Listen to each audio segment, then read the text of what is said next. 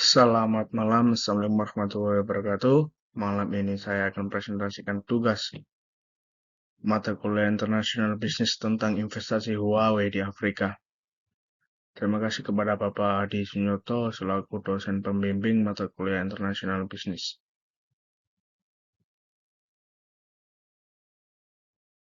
Latar belakang.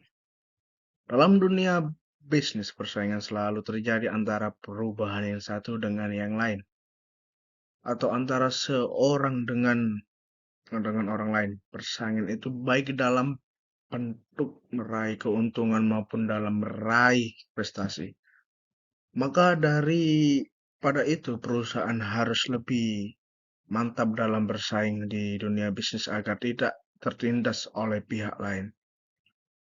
Oleh karena itu, agar perusahaan dapat bersaing dengan baik, perusahaan harus bisa menciptakan peluang baru dan area pasar yang cocok dengan bisnis yang akan dilakukan. Perusahaan tersebut dalam studi ini tentang Afrika sebagai negara tujuan perdagangan dan investasi.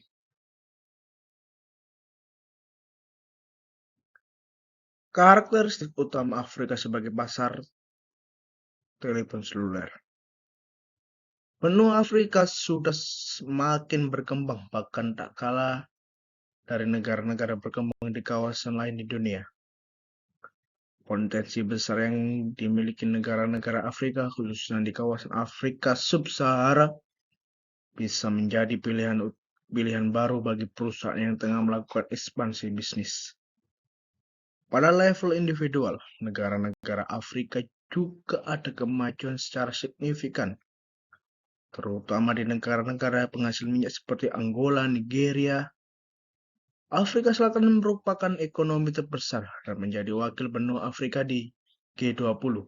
Para pemimpin Afrika juga semakin percaya diri bahwa dengan tingkat pertumbuhan ekonomi regional dan nasional yang tinggi, Afrika dapat mempersempit jurang perbedaan dengan benua-benua lainnya.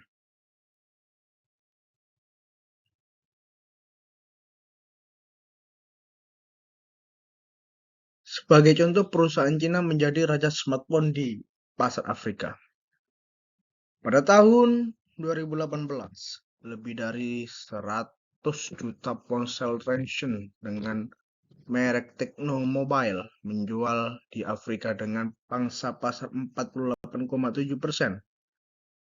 Sebagai perbandingan, penjualan ponsel Oppo di dunia hanya 100 juta di tahun yang sama. Sehingga Tecno telah menangkan gelar Raja Ponsel Afrika. Karakteristik orang Afrika suka bernyanyi dan berjoget. Ponsel Tecno memiliki volume suara yang sangat kencang dibandingkan ponsel merek lain. Tecno bisa menjadi sebuah loudspeaker dengan acara pesta di luar bagi orang Afrika. Fitur-fitur pengguna atau user experience Tecno memang luar biasa.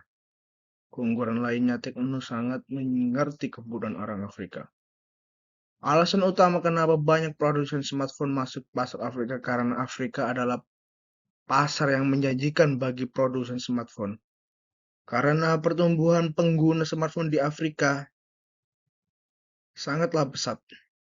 Menurut laporan dari GSM Arena, Afrika memiliki lebih dari 1 miliar pengguna ponsel. Sekitar 40% dari pengguna tersebut menggunakan smartphone. Manfaat yang dibawa investasi asing ke Afrika.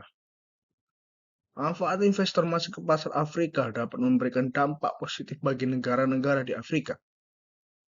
Hal ini karena investor dapat membantu meningkatkan perekonomian negara-negara di Afrika dan membuka lapangan kerja baru. Selain itu, investor juga dapat membantu meningkatkan kualitas infrastruktur teknologi di negara-negara Afrika. Posisi investasi internasional beralih bersih di Afrika Selatan dilaporkan sebesar 170 USD pada 2022. Rekor ini naik dibandingkan sebelumnya, yaitu 57,538 USD. Untuk 2022, bulan 9.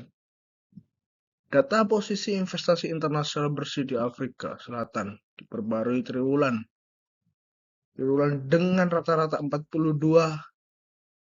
USD dari 2012 di bulan 12 sampai 2022-12 pada dengan 38 observasi data ini mencapai angka tertinggi sebesar 116 USD pada 2020 dan rekor terendah 53 USD pada tahun 2012. Data posisi investasi internasional bersih di Afrika Selatan tetap status aktif di CIC dan dilaporkan oleh CIC Data. Dari data ini, Afrika mengalami peningkatan investasi yang begitu signifikan. Dengan adanya FDI juga membawa dampak tersendiri terutama bagi negara tuan rumah yang mendapatkan hasil seperti repatriasi keuntungan. Hal yang tersebut akan memperbesar arus modal di negara yang diberikan penanaman modal. Next.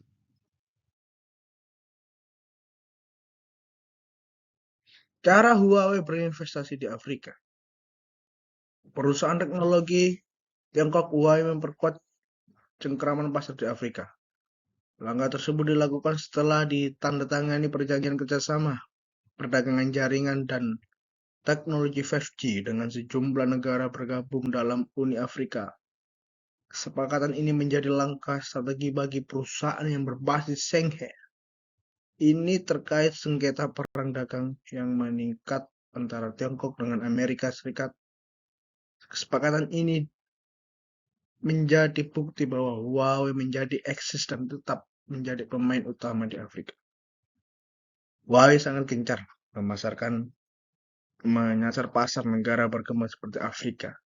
Ini dilakukan setelah bisnis solusi teknologi telekomunikasi perusahaan Tiongkok ini tertekan di Amerika Serikat dan Eropa. Nikkei Asian Review melaporkan Huawei saat ini gencar menawarkan solusi telekomunikasi pada sistem terkait ke banyak negara. Di Afrika pada Juni misalnya, raksasa teknologi ini membangun data center 70 juta euro atau setara dengan 83 juta USD di Senegal. Raksasa asal Cina ini gencar menunjukkan dominasi di Afrika. Dari data tersebut, Huawei menempati posisi urutan pertama. Permintaan tersebut terus mengalir karena solusi dan peralatan Huawei diklaim 20% sampai 30% lebih murah daripada Ericsson atau Nokia pada September 2022. Produsen ponsel pintar smartphone ini pun berkolaborasi dengan Badan Perkajian dan Penerapan Teknologi BPT melatih 400 lebih pegawai. Ini meliputi kecerdasan buatan alias AI, komputasi awan, cloud computing 5G, dan Mahadata Big Data.